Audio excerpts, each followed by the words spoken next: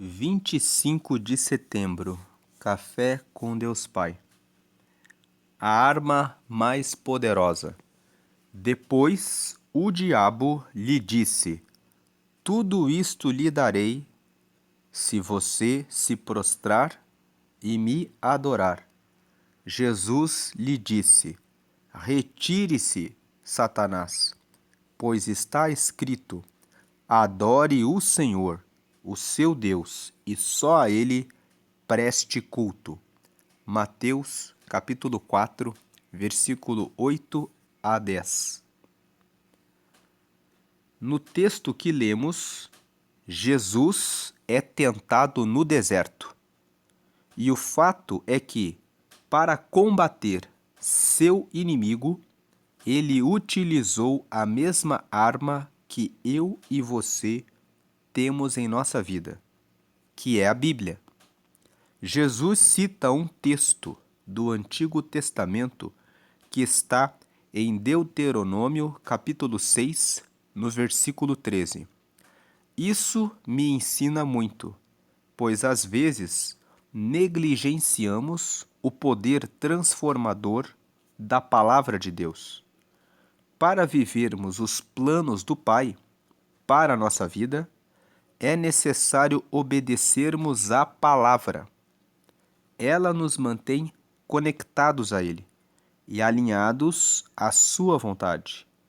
Nosso caráter, intenções, obediência e fé são fortalecidos ao nos relacionarmos com as Escrituras. Você tem noção do quanto isso é poderoso? Perceba que Jesus estava no deserto, com fome e sede, pois estava jejuando e foi tentado pelo mal. Isso me ensina que, quando estamos fragilizados, nos tornamos suscetíveis aos ataques que tentam nos desestabilizar. Mas, para vencermos, é necessário que estejamos firmados na palavra de Deus. Jesus foi conduzido ao deserto, ou seja, era um lugar onde ele deveria estar. Talvez você se encontre assim, em meio a circunstâncias contrárias, passando por todo tipo de tentação. Saiba que Deus permite o deserto para lhe ensinar algo, mas entenda que é necessário estar vigilante com a palavra de Deus, guardando o seu coração. Não sei o que tem se levantado contra a sua vida, mas saiba que sua maior arma é a palavra de Deus. Independentemente da fase em que você se encontre, ela sempre terá as respostas de que você precisa para ser conduzido a uma plenitude de vida. Seja intencional, busque, obedeça e então viva os propósitos de Deus na terra. A frase de hoje é: não buscar instruções na palavra de Deus é o mesmo que andar no escuro. Lendo mais uma vez, não buscar instruções na palavra de Deus é o mesmo que andar no escuro. Hoje é o dia 268 de 365. A leitura bíblica de hoje é Hebreus, capítulo 7, e a palavra-chave de hoje é Bíblia. Leia a Bíblia. Quando você conhece a palavra de Deus, em todas as circunstâncias, você consegue lembrar, pela orientação do Espírito Santo, dos textos que trazem a resposta para combater o inimigo. A leitura bíblica de hoje é Hebreus, capítulo 7. Mas, como o texto hoje fala sobre a arma, aqui fala sobre a arma mais poderosa e a revelação que esse devocional de hoje está nos trazendo é de que essa arma mais poderosa é a palavra de Deus, vamos ler o texto de Mateus, capítulo 4. Estamos aqui em Mateus, capítulo 4, e lendo o versículo 1, nós vemos aqui: Então o Espírito Santo levou Jesus ao deserto para ser tentado pelo diabo.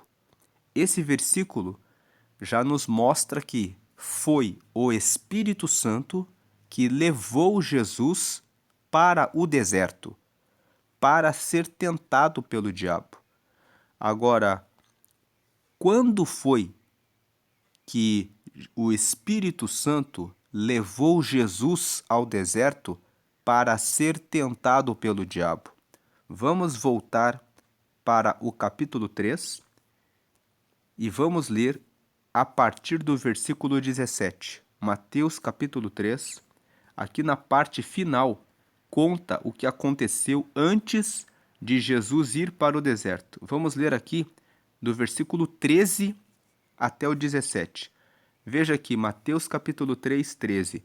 Naqueles dias, Jesus foi da Galiléia até o rio Jordão, a fim de ser batizado por João Batista.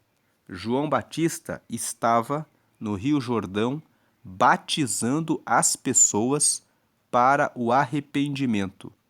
Jesus não tinha pecados, ele não tinha que se arrepender, mas ele veio para trazer o exemplo que todos nós devemos seguir. Então Jesus, sendo ser humano como cada um de nós, ele foi até o Rio Jordão para ser batizado, para mostrar que todo ser humano precisa se arrepender e por isso precisa do batismo.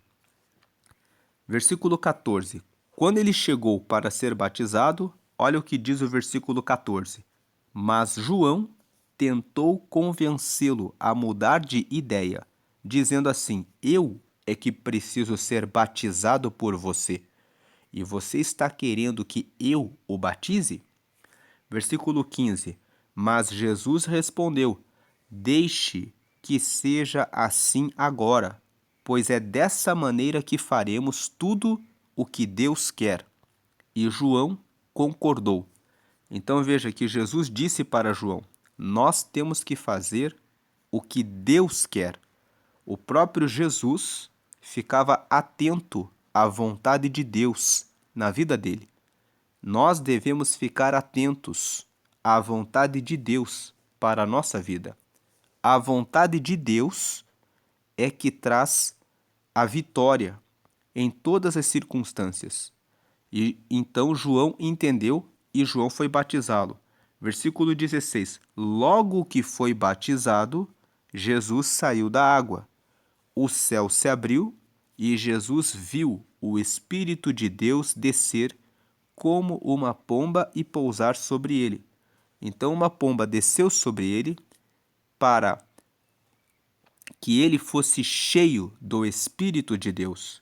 Versículo 17. E do céu veio uma voz que disse: Este é o meu filho querido, que me dá muita alegria. Logo depois que aconteceu isso, veja, aqui termina o capítulo 3, aí nós vamos para o capítulo 4. Quando entramos em Mateus capítulo 4, aí vem esse versículo 1. Então, ou seja, logo depois que Jesus foi batizado, o Espírito Santo, o próprio Espírito de Deus, o próprio Espírito Santo, levou Jesus ao deserto para ser tentado pelo diabo. Veja que o texto fala que foi o próprio Espírito Santo que levou Jesus para o deserto. Muitas vezes, nós vamos estar no deserto, que é uma situação de seca, uma situação em que há fome, porque Deus quer nos aperfeiçoar e nos dar crescimento espiritual. Então, Ele mesmo vai nos levar ao deserto. Nem sempre a situação difícil vem do diabo. tem situações difíceis que Deus quer que nós estejamos ali para aprender lições e crescer para entender coisas novas. Então, o Espírito Santo levou Jesus ao deserto para ser tentado pelo diabo. Veja que o próprio Espírito Santo levou o Filho para que fosse tentado pelo diabo. Muitas vezes nós pensamos que estamos sendo tentados e pensamos como isso é ruim. Mas, na verdade, quando você é tentado, você tem uma oportunidade de vencer, vencer e vencer e derrotar firmemente a tentação. Então, muitas vezes, a tentação vem para nos fortalecer. Agora veja o versículo 2. E depois de passar 40 dias e 40 noites sem comer, Jesus estava com fome. Muitas pessoas perguntam, mas então Jesus não bebeu água? O texto fala que Jesus ficou 40 dias e 40 noites sem comer. Então o texto indica que Jesus bebia água nesses 40 dias e nessas 40 noites. E veja que Jesus, ele sabia que estava no deserto pela vontade do próprio Deus. Então ele se preparou, ele recebeu o desafio e ele jejuou durante 40 dias e 40 noites. E ele estava com fome. Depois dos 40 dias e das 40 noites, ele estava fragilizado. Versículo 3. Então, ou seja, no momento em que o diabo viu que ele estava com fome, o diabo chegou perto dele e disse: Se você é o Filho de Deus, mande que estas pedras virem pão. Versículo 4. Jesus respondeu: As Escrituras Sagradas afirmam: o ser humano não vive só de pão, mas vive de tudo o que Deus diz.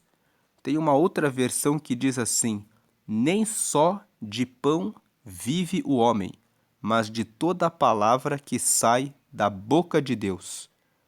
Então, Jesus disse, e esse texto aqui está no livro de Deuteronômio.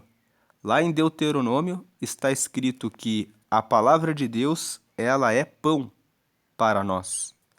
Jesus não aceitou a proposta do diabo.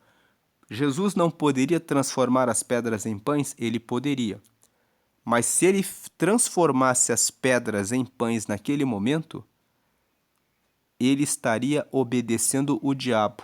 O diabo disse: faça isso. Se ele fizesse e comesse, o diabo diria: eu mando em você. Eu falei para você transformar e você me obedeceu. Então Jesus, para mostrar que eu posso estar com fome, mas você não manda na minha vida. Eu vou comer quando Deus mandar. Você não manda em mim. E a palavra de Deus é o pão da vida. Aí vem a segunda tentação, versículo 5. Em seguida, o diabo levou Jesus até Jerusalém, a cidade santa, e o colocou no lugar mais alto do templo. Versículo 6. Então disse: se você é o Filho de Deus, jogue-se daqui, pois as Escrituras Sagradas afirmam: Deus mandará que os seus anjos cuidem de você. Eles vão segurá-lo com as suas mãos para que nem mesmo os seus pés sejam feridos nas pedras. O diabo usou esse texto que está escrito no Salmo 91, no versículo 12. Lá no versículo 12 está escrito isso.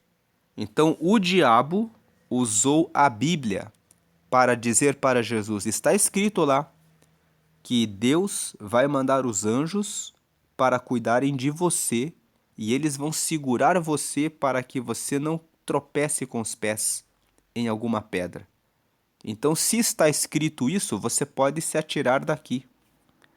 Agora veja o versículo 7. Jesus respondeu: mas as Escrituras Sagradas também dizem: não ponha à prova o Senhor, seu Deus. Esse texto também está lá em Deuteronômio. Então Jesus usou a palavra para revidar Satanás. O diabo usou a Bíblia. O diabo muitas vezes usa a própria Bíblia para querer enganar os filhos de Deus. E é preciso que os filhos de Deus tenham conhecimento da Bíblia para poder responder o diabo. Agora veja aqui, versículo 8. Depois o diabo levou Jesus para um monte muito alto, mostrou-lhe todos os reinos do mundo e as suas grandezas. Versículo 9, e disse: eu lhe darei tudo isso, se você se ajoelhar e me adorar. O diabo colocou na frente de Jesus todos os reinos do mundo e disse: eu posso dar isso a você. Versículo 10, e Jesus respondeu: vá embora, Satanás. As Escrituras Sagradas afirmam: adore o Senhor seu Deus e sirva somente a Ele. Versículo 11, então o diabo foi embora, e vieram anjos e cuidaram de Jesus. Então, esse texto que nós lemos nos mostra que foi o próprio Espírito Santo, veja aqui no versículo 1, que levou Jesus para o deserto para que ele fosse tentado. Jesus estava no deserto, passando um momento de desafio, então ele aceitou o desafio e ele se preparou jejuando 40 dias e 40 noites. Ele só bebia água. Ele não se alimentou para receber força espiritual. Ele recebeu força espiritual, mas ele estava fraco na carne.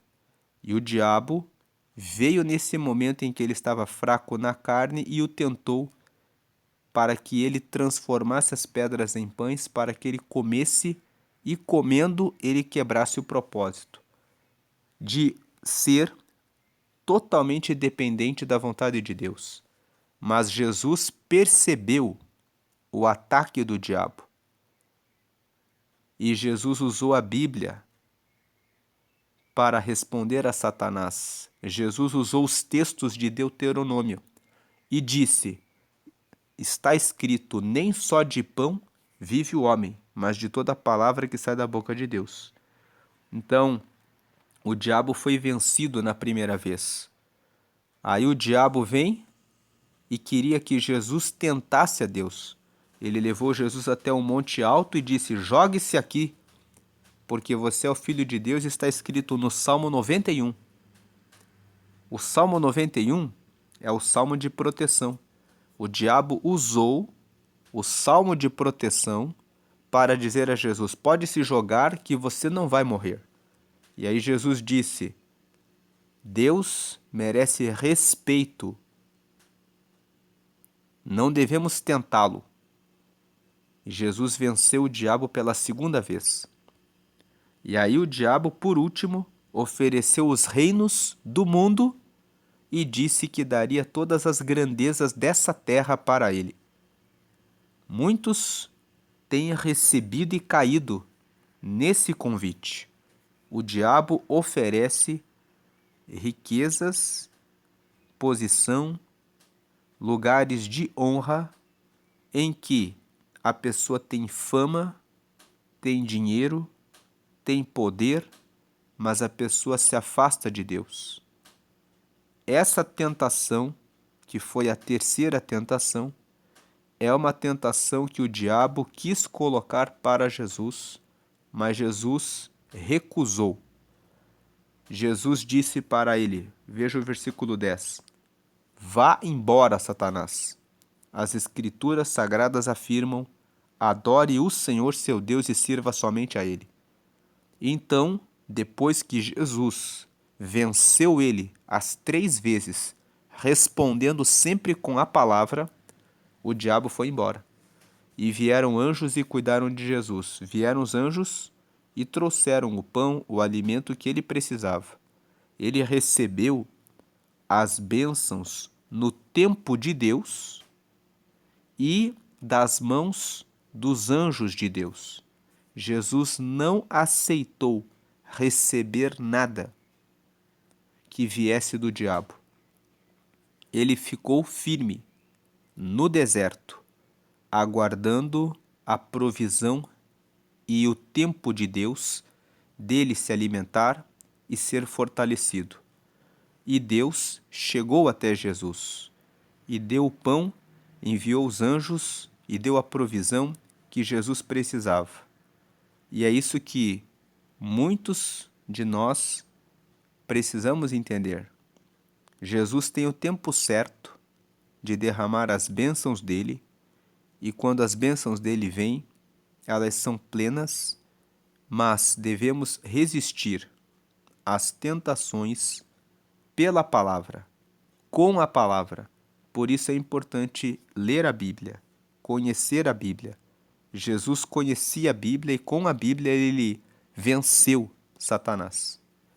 Essa é a leitura de Mateus, capítulo 4. E voltando aqui no devocional de hoje, que é sobre a arma mais poderosa, nós vimos que Jesus venceu Satanás. Agora que terminamos de ler Mateus capítulo 4, veja que vamos ler mais uma vez a frase de hoje, ó. Não buscar instruções na palavra de Deus, é o mesmo que andar no escuro. Por isso é importante ler a palavra. O próprio Senhor Jesus venceu o diabo lendo a palavra. Agora nós vamos para a leitura bíblica de hoje, né? Então veja aqui, palavra-chave de hoje é Bíblia. Precisamos ler a Bíblia. E você sabia que se você ler 3 capítulos por dia da Bíblia, em um ano você termina de ler a Bíblia inteira? 3 capítulos. Dá em média em torno de 30 a 40 minutos. 40 minutos porque tem alguns capítulos que são maiores. Então tem alguns dias que a leitura vai ser um pouco mais longa porque alguns capítulos da Bíblia são maiores. Mas a grande maioria dos dias, lendo 3 capítulos, vai dar em média de 20 a 30 minutos. Quando você encontrar alguns capítulos maiores, vai levar mais ou menos uns 40 minutos. Lendo 3 capítulos por dia, em um ano você termina a leitura da Bíblia. Agora vamos para a leitura bíblica de hoje, que é Hebreus, capítulo 7. Hebreus, capítulo 7. Antes de lermos Hebreus, capítulo 7, vamos fazer aqui uma breve apresentação do livro de Hebreus. O livro de Hebreus é uma carta que foi escrita por um autor que não se sabe quem é. Existem 3 teorias principais sobre o autor de Hebreus. Alguns dizem que quem escreveu o livro, a carta para os Hebreus, foi Paulo, porque Paulo era fariseu. Fariseu era uma pessoa que tinha estudos teológicos e que conhecia muito as Escrituras e que crescia para ser um líder espiritual nas sinagogas. Então, Paulo escreveu muitas cartas na Bíblia e as pessoas dizem que a forma como o livro, como a carta de Hebreus foi escrita, é muito parecida com as cartas que Paulo escreveu para as outras igrejas. A segunda teoria é que quem escreveu foi Lucas. Lucas era um grego e era médico, mas ele viajou com Paulo em muitos anos fazendo missões. Então as pessoas dizem que Lucas aprendeu bem toda a tradição dos hebreus e teve a capacidade de escrever esse livro para os hebreus.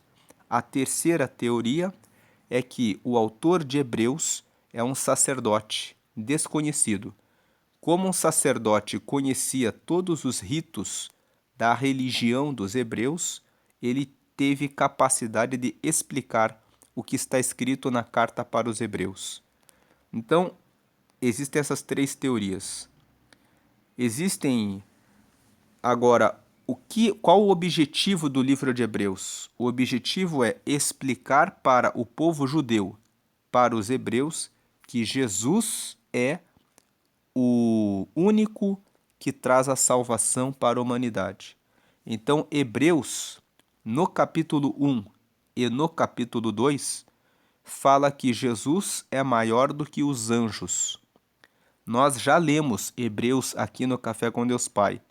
A leitura de Hebreus capítulo 1 está junto com a mensagem do dia 16 de setembro. E Hebreus capítulo 2 está junto com a mensagem do dia 17 de setembro. Então, quem está acompanhando já leu juntamente conosco Hebreus capítulos 1 e 2. E no capítulo 1 e 2, Paulo fala: Jesus é maior do que os anjos.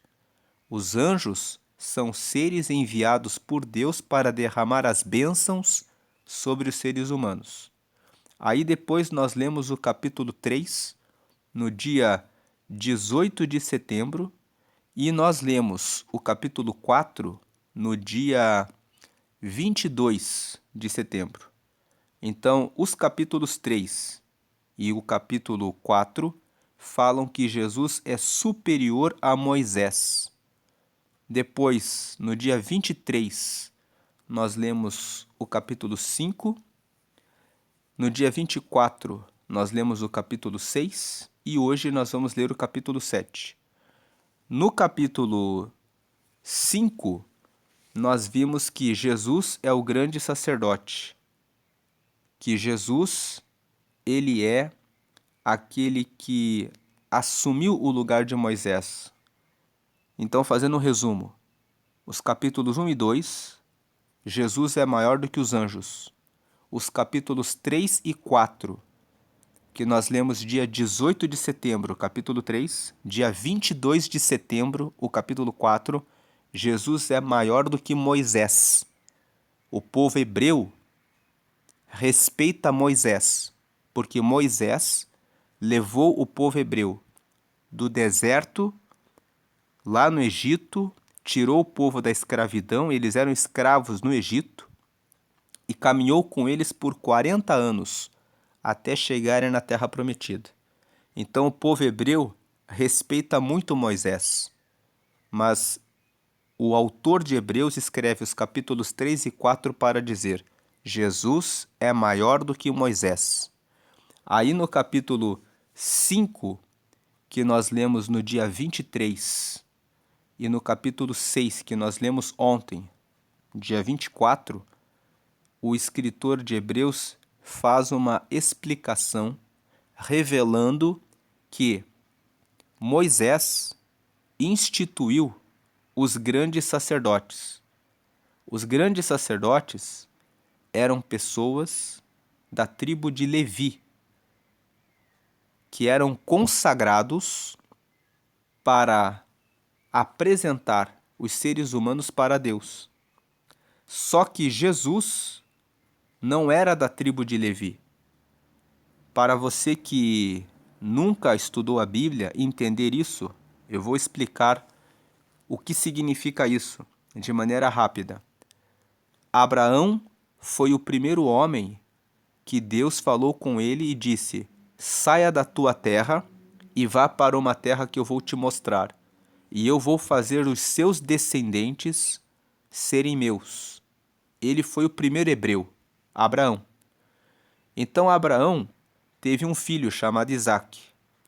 Isaque teve um filho chamado Jacó. Jacó teve 12 filhos, e os 12 filhos formaram 12 famílias que cresceram e formaram 12 tribos. O povo hebreu, o povo de Israel, é formado pela soma das 12 tribos. Quando foram formadas as 12 tribos, Deus disse para Moisés para que pegasse o terceiro filho de Jacó, que se chamava Levi, e formasse os sacerdotes. Então ficou estabelecido um acordo. Todos os descendentes de Levi eram sacerdotes. Só que Jesus, ele é descendente de Judá, que é o quarto filho de Jacó. Então Jesus não poderia ser um grande sacerdote. Só que, antes dessa consagração dos filhos de Levi para serem sacerdotes, a Bíblia conta que, em Gênesis, no capítulo 14, que Abraão, que é o pai de todos, que foi o primeiro hebreu, ele recebeu uma bênção de Melquisedeque. Melquisedeque, em Gênesis 14, fala que ele era um sacerdote de Deus e ele apareceu do nada na vida de Abraão para abençoar Abraão. Então, aqui no capítulo 7, por que eu estou explicando isso? Para entendermos o capítulo 7. Aqui no capítulo 7, o autor de Hebreus vai explicar para os hebreus: Jesus não é da tribo de Levi, ele é da tribo de Judá. Só que ele é o Filho de Deus e ele recebeu o poder de ser sacerdote porque ele recebeu o chamado direto de Deus. Da mesma forma como Melquisedeque apareceu para o nosso grande pai Abraão. Abraão era o avô de Jacó e era o bisavô de Levi. Então ele está dizendo assim: respeitem Jesus, porque Jesus é o grande sacerdote. Porque, embora ele não seja da tribo de Levi, que nós estamos acostumados a ter sacerdotes da tribo de Levi, ele recebeu o sacerdócio diretamente de Deus, da mesma forma como o nosso pai Abraão foi abençoado por Melquisedeque. É uma forma de dizer que Jesus é maior do que Moisés, maior do que os sacerdotes. Então, aqui nos capítulos, ontem nós lemos o capítulo 6, onde Paulo, eu entendo que quem escreveu Hebreus foi Paulo, porque nós já explicamos isso na leitura de ontem, que existe um texto que mostra ali que é provável que foi Paulo que escreveu Hebreus. Então, o autor de Hebreus, ele explica que Jesus recebeu o chamado da mesma forma como Melquisedeque. Então, Jesus, ele é o nosso grande sacerdote. Então, os capítulos 6 e 7 têm um propósito: revelar que Jesus é maior do que os descendentes da tribo de Levi.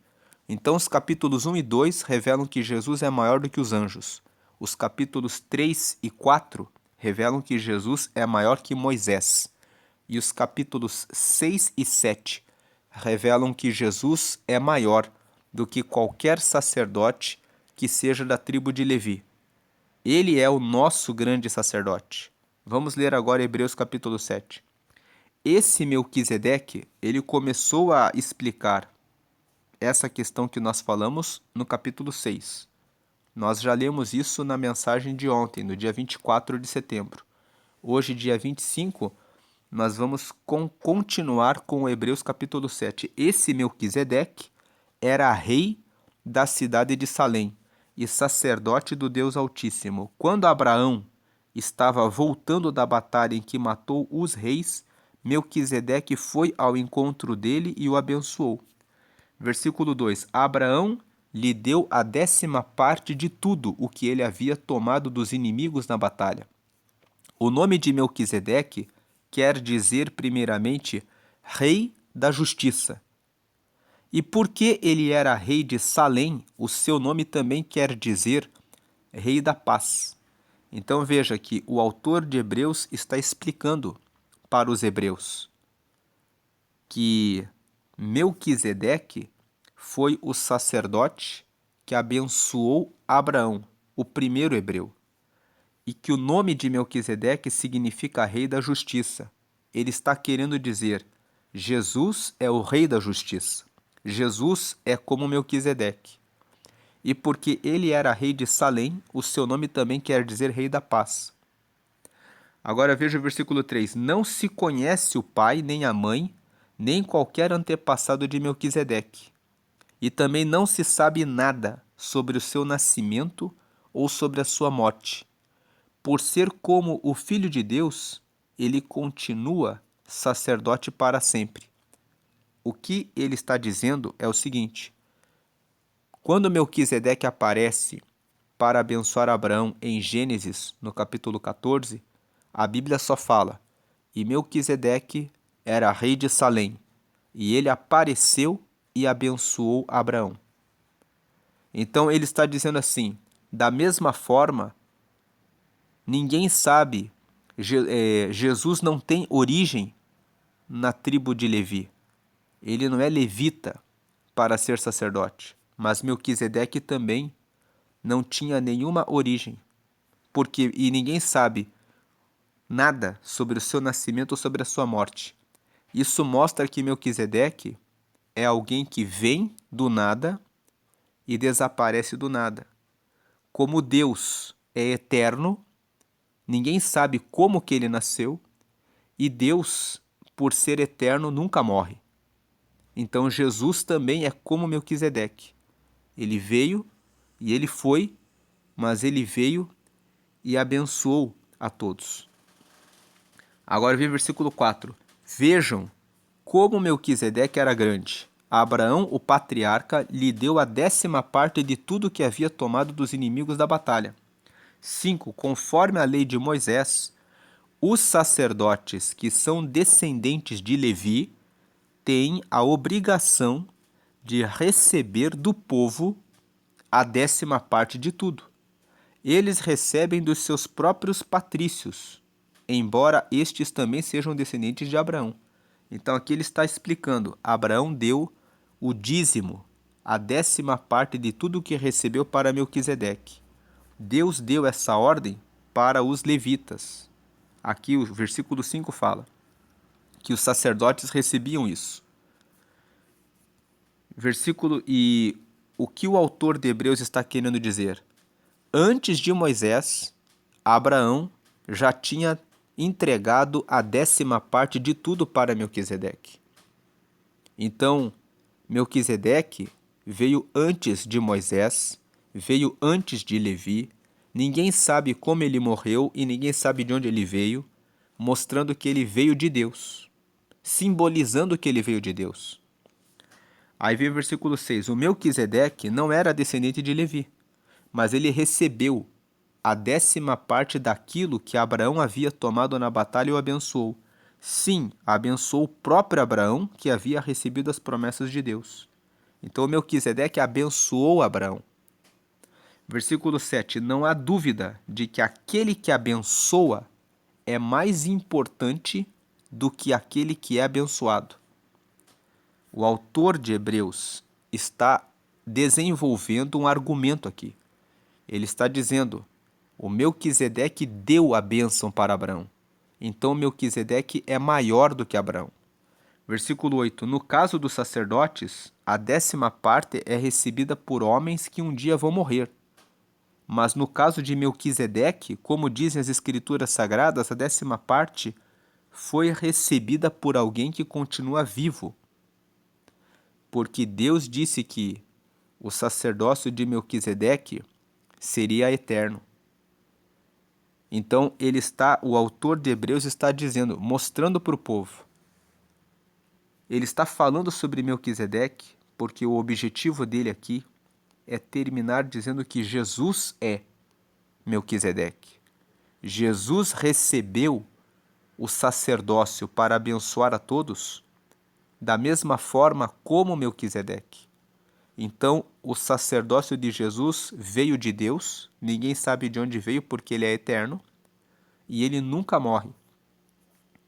Versículo 9. Portanto, quando Abraão pagou a 10ª parte, Levi, cujos descendentes recebem a 10ª parte, também pagou. Versículo 10. Pois Levi é o terceiro filho de Jacó. Lembrando, veio Abraão, que foi pai de Isaque, Isaque foi pai de Jacó, Jacó foi pai de 12 filhos, Levi era o terceiro filho de Jacó. E dos levitas, dos descendentes de Levi, vieram sacerdotes. Ele está dizendo assim: quando Abraão pagou a 10ª parte para o Melquisedeque, o Levi, cujos descendentes são os sacerdotes, que são os que recebem a 10ª parte hoje, também pagou. Como Levi é o bisneto de Abraão, ele está dizendo, é como se ele tivesse pagado para Melquisedeque o dízimo, pois Levi não tinha nascido e, por assim dizer, ainda estava no corpo do seu antepassado Abraão, quando este se encontrou com Melquisedeque. 11. A lei que o povo de Israel recebeu se baseava no sacerdócio dos levitas. Veja, a lei que Israel recebeu se baseia nisso. Os levitas são os nossos sacerdotes. Ora, se o trabalho dos sacerdotes, levitas, tivesse sido perfeito, não haveria necessidade de aparecer outro tipo de sacerdote, da ordem do sacerdócio de Melquisedeque e não da ordem de Arão. O que ele está dizendo aqui? Se os levitas fossem perfeitos, não seria necessário que Jesus aparecesse. Não seria necessário que Deus tivesse mostrado que existe o sacerdócio de Melquisedeque. Mas os levitas seriam suficientes. Versículo 12. Pois quando se muda o sacerdócio, a lei também precisa ser mudada. Versículo 13. E o nosso Senhor Jesus, a respeito de quem são ditas essas coisas, pertencia a outra tribo, e nenhum membro dessa tribo jamais serviu como sacerdote. Aqui ele está explicando, Jesus é da tribo de Judá. Ele nunca teve sacerdote na tribo de Judá. Todos os sacerdotes tinham que ser da tribo de Levi. Judá era o quarto filho de Jacó. Agora, versículo 14. É sabido que por nascimento, Jesus, o nosso Senhor, pertencia à tribo de Judá. E Moisés não disse nada dessa tribo quando falou a respeito de sacerdotes. 15. E tudo isso se torna bem mais claro, pois surgiu um sacerdote diferente, parecido com Melquisedeque. Versículo 16. Ele não foi feito sacerdote pelas leis ou regras humanas, porém se tornou sacerdote por meio do poder de uma vida que não tem fim. O autor de Hebreus está dizendo, Jesus ressuscitou. Então, da mesma forma como Melquisedeque, que ninguém sabe como ele morreu, porque Deus não deixou essa informação, e o sacerdócio dele ficou para Abraão, então Jesus é descendente de Melquisedeque. Não é que ele é filho biológico, descendente de Melquisedeque, mas é que ele tem uma ligação espiritual com Melquisedeque. E essa ligação espiritual que ele recebeu dá autoridade para que ele seja o sacerdote de todos. Versículo 17. Porque as escrituras sagradas dizem, você será sacerdote para sempre, na ordem do sacerdócio de Melquisedeque. Esse versículo aqui está no Salmo 110, no versículo 4. Existe alguns salmos que trazem a revelação de como que o Salvador seria. E o Salmo 110 traz uma revelação, dizendo que o sacerdote que viria seria da ordem de Melquisedeque. Então, o autor de Hebreus está se socorrendo da própria Bíblia, do Antigo Testamento, para dizer, já estava dito que o Salvador seria da ordem de Melquisedeque. Ele está falando tanto de Melquisedeque aqui, porque ele quer mostrar para os hebreus a autoridade de Jesus. Embora Jesus fosse da tribo de Judá e não fosse da tribo de Levi. Aí o versículo 18. Assim a regra antiga foi anulada, porque era fraca e inútil. Ele está dizendo assim, a regra antiga, devemos obedecer os levitas, foi anulada, porque o próprio Deus já tinha deixado uma anotação de que viria um sacerdote, que não seria levita, mas que seria da ordem de Melquisedeque. Versículo 19.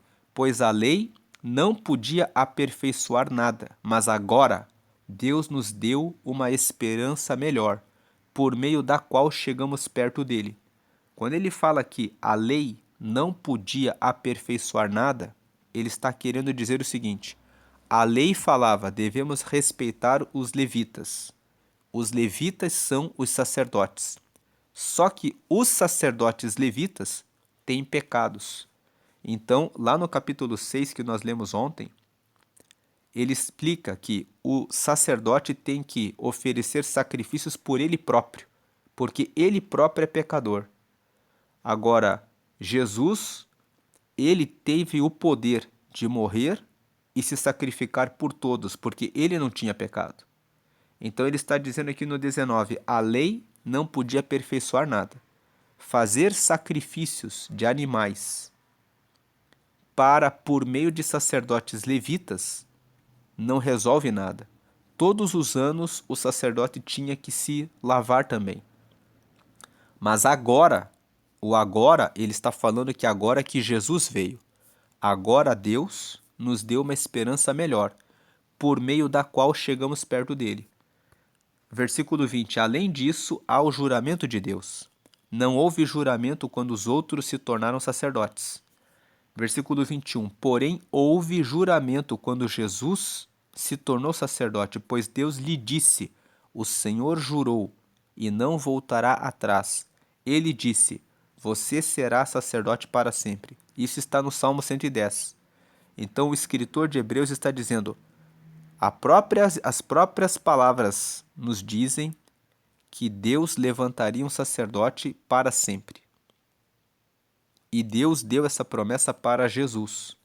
Versículo 22. Portanto, essa diferença também faz com que Jesus seja a garantia de uma aliança melhor.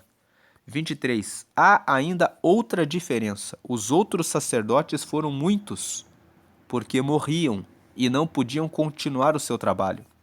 24. Mas Jesus vive para sempre, e o seu sacerdócio não passa para ninguém. Então ele está explicando, Jesus ressuscitou, hoje ele está sentado à direita de Deus, então ele pode receber e ouvir todas as nossas orações e pode falar diretamente com Deus. Os outros sacerdotes levitas, eles vivem por um tempo, depois eles morrem, e eles não vão ficar do lado de Deus para ficarem intercedendo por nós. Então Jesus é maior do que os levitas. Versículo 25. E por isso ele pode, hoje e sempre, salvar as pessoas que vão a Deus por meio dele, porque Jesus vive para sempre a fim de pedir a Deus em favor delas. 26. Por isso Jesus é o grande sacerdote de que necessitamos. Ele é perfeito e não tem nenhum pecado ou falha. Ele foi separado dos pecadores e elevado acima dos céus. 27. Ele não é como os outros grandes sacerdotes. Não precisa oferecer sacrifícios todos os dias, primeiro pelos seus próprios pecados e depois pelos pecados do povo. Ele ofereceu um sacrifício uma vez por todas quando se ofereceu a si mesmo. 28. A lei de Moisés escolheu homens que são imperfeitos para serem grandes sacerdotes, mas pela promessa feita com juramento, o juramento está no Salmo 110, onde Deus fala que ele traria um Salvador e que seria um sacerdote da ordem de Melquisedeque, a qual veio depois da lei de Moisés. Deus escolhe o Filho que se tornou perfeito para sempre. Então, os capítulos 6, que nós lemos ontem, dia 24 de setembro, e hoje, dia 25 de setembro, o capítulo 7, tem o propósito de mostrar para os hebreus que os levitas, que eram os sacerdotes que eles seguiam pela lei de Moisés, eram pecadores. Mas Jesus, ele tem um sacerdócio que é a ordem de Melquisedeque. E Melquisedeque foi aquele que abençoou Abraão, o pai de todos eles, o primeiro, o antepassado deles. E Melquisedeque veio e desapareceu do nada, mostrando algo eterno, da mesma forma como Jesus. Ele nasce do Espírito Santo, entra na terra nascendo do Espírito Santo, e ele sobe para estar eternamente com Deus. Então ele vive para sempre. Então ele é um sacerdote da ordem de Melquisedeque, conforme foi prometido no Salmo 110. Então, Jesus é maior do que os grandes sacerdotes. Essa é a ideia de Hebreus. Então, capítulo 1 e capítulo 2, Jesus é maior que os anjos. Capítulo 3 e capítulo 4, Jesus é maior que Moisés. Capítulo 6, capítulo 5, 6 e 7, explica que Jesus é maior do que qualquer outro sacerdote. Ele é o sacerdote eterno. E por ele ser o sacerdote eterno, só ele pode trazer a salvação para a humanidade. Você já aceitou a Jesus? Se você ainda não aceitou a Jesus, você precisa recebê-lo como seu Salvador.